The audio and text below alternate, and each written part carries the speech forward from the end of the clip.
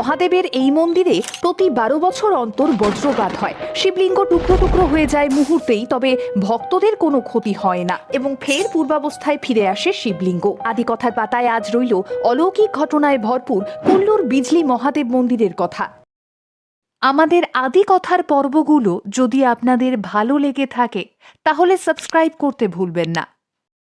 হিমাচল প্রদেশের বাংলা অর্থ তুষার আবাস, তবে হিমাচল প্রদেশকে দেবভূমি হিসেবেই মান্যতা দিয়ে থাকেন সকলে। রাজ্যটির বেশিরভাগ অংশই পর্বতশ্রেণী, গভীর উপত্যকা, আন্দোলিত জলপ্রপাত এবং ঘন সবুজ বন দ্বারাই আবৃত। এই হিমাচলের বুকে রয়েছে একাধিক রহস্যময় মন্দির। মন্দিরগুলোকে জড়িয়ে রয়েছে একাধিক অলৌকিক ঘটনাও। আর এমনই এক বিখ্যাত এবং আশ্চর্য মন্দির হল বিজলি মহাদেবের মন্দির। কুল্লুতে অবস্থিত মহাদেবের এই মন্দিরটি পার্বতী ও বিয়াস নদীর সঙ্গমস্থলের কাছেই অবস্থিত। এই মন্দিরে শ্রাবণ মাসে হাজার হাজার ভক্ত মহাদেবের দর্শনে আসেন। আর ভক্তরা বিশ্বাস করেন ভগবান এলাকার মানুষকে কোনো অমঙ্গল থেকে বাঁচাতেই শিবলিঙ্গে বজ্রপাত করেন। 12 বছরে একবার বজ্রপাতের রহস্য এখনো সমাধান হয়নি, তবে এমনও বিশ্বাস রয়েছে যে এই বজ্রপাত এক ধরনের ঐশ্বরিক বর বা আশীর্বাদ, যার ক্ষমতা অনেক। কথিত আছে পুরাকালে এই উপত্যকায় বাস করতেন কুলান্ত নামের এক দৈত্য। দুষ্টু সেই দৈত্য একবার বিশালাকার অজগরের রূপ ধারণ করেন। এরপর তিনি নিজের শরীর দিয়ে বিয়াস নদীতে বাধার সৃষ্টি করেন, যাতে সেই জল ভাসিয়ে দেয় গ্রামবাসীদের।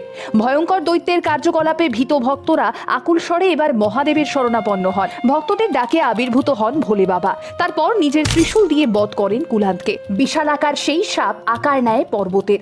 কুলান্তের নাম থেকেই এই এলাকার নাম হয়েছে কুল্লু। শোনা যায় এরপর ভক্তদের অনুরোধে সেই পাহাড়েই মহাদেব শিবলিঙ্গ রূপে প্রতিষ্ঠিত হন। আর প্রতিষ্ঠিত হওয়ার পরই ঘন কালো মেঘে ছেয়ে যায় চারিদিক। ঘন ঘন বাজ পড়তে থাকে। তবে সকলে ভয় পেলে মহাদেব সকলকে আশ্বস্ত করেন এবং বলেন তিনি নিজের সকল বিপদ নিজের শরীরে ধারণ করবেন এবং ভক্তদের রক্ষা করবেন। এরপর সমস্ত বাজ পড়ে শিবলিঙ্গে। শিবলিঙ্গ মুহূর্তেই দ্বিখণ্ডিত হয়ে যায়। পরবর্তীতে লবণহীন মাখন, ময়দা ইত্যাদি নানান জিনিস দিয়ে লেপ বানিয়ে দ্বিখণ্ডিত শিবলিঙ্গের গায়ে মেখে তা ঢেকে দেন। পরবর্তীতে সেই মাখন গললে দেখা যায় শিবলিঙ্গ সত্যিই জুড়ে গিয়েছে। তিনি আরো বলেন 12 বছর অন্তর যেন এই উপত্যকায় একবারই মাত্র ভয়ঙ্কর বজ্রপাত ঘটান ইন্দ্রদেব। সেই বজ্র মহাদেব নিজের শরীরে ধারণ করবেন। আজও মন্দিরের অভ্যন্তরে থাকা শিবলিঙ্গ রহস্যজনকভাবে প্রতি 12 বছর পর পর বজ্রপাতের শিকার হয়। এই রহস্য উন্মোচনের চেষ্টা হাজারো চললেও আজ অব্দি একটা প্রশ্নেরও উত্তর মেলেনি, বরং বেড়েছে মতান্তর, উপচে পড়েছে বিতর্ক।